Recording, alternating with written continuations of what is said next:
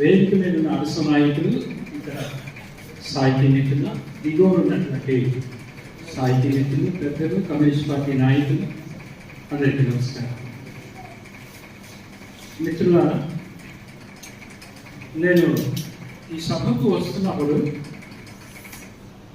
మా ఆవిడ ఒక మాట అడిగింది, మీ కవులకు కమ్యూనిస్టులకు ఏం సంబంధమా, నువ్వు కమ్యూనిస్ట్ పార్టీ మీటింగ్కి వెళ్ళిపోతున్నావు, కవివి కదా నువ్వు.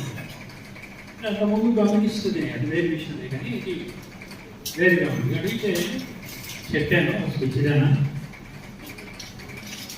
మేము రాస్తాము, ఆచరించేది మాత్రం వాళ్ళే.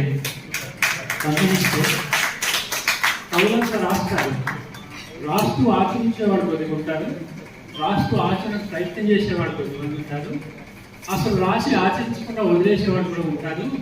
కానీ కంప్లీట్గా కూర్చో తప్పకుండా ఆచరించేది కమ్యూనిస్టు మాత్రమే, ఎజెండా మాత్రమే.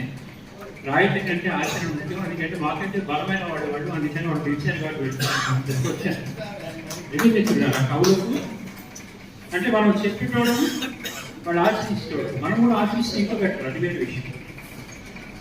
అసలు కవిత్వం అంటే ఏంటి? 11వ శతాబ్దంలో ఎప్పుడో నన్నయ్య చెప్పాడు ఒక మాట, విశ్వశ్రేయస్ కావ్యం అని. విశ్వశ్రేయస్సు కాంక్షించేది ఏదైనా ఉందంటే కావ్యము అని చెప్పాడు. ఈ దేశంలో కానీ మొత్తం ప్రపంచంలో కానీ ఎక్కడైనా కానీ అక్కడ ఉన్నటువంటి జాతి గురించి కానీ దేశం గురించి కానీ పట్టించుకునేవాడు, వాళ్ళ శ్రేయస్సు గురించి కాంక్షించేవాడు ఎవడు ఉన్నాడంటే వాడు కమ్యూనిస్టులు మాత్రమే. అంటే విశ్వశ్రేయస్సు కావ్యం కాంక్షిస్తే కమ్యూనిస్టు కూడా అదే పని చేస్తారు అనుకొని కమ్యూనిస్టుకు కవులకు అవినాభావ సంబంధం ఉంది అని చెప్పేసి నేను భావిస్తాను. రెండవది, కమ్యూనిస్టులు మహాకవి శ్రీశ్రీ ఒక నిర్వచనం చెప్పారు కవిత్వం అంటే ఏంటి అని. కష్టజీవి అని రాసి కష్టజీవికి ఇరువైపుగా ఉండేవాడే కవి. ముందు కావుతుంది, చివరిలో వేముంటుంది కదా కష్టజీవి.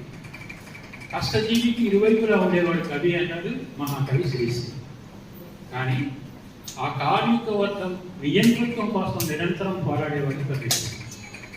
కవి కష్టజీవి వెంట ఉంటే వాళ్ళకి పెత్తనం కోసం, వాళ్ళ భాగస్వామ్యం కోసం, వాళ్ళ ప్రజాస్వామ్యం కోసం నిరంతరం ప్రయత్నం చేస్తుంది కమ్యూనిస్ట్. అందుకని మిత్రులారా, కమ్యూనిస్టులకు కవులకు ఇంకా అవినాభావ సంబంధం. మనం రాసే పని వాళ్ళు ఆచరిస్తున్నటువంటి సజీవంగా తాను ముందు నిలుపుతున్నటువంటి ఒక అద్భుతమైనటువంటి కార్యాచరణ ఎజెండా.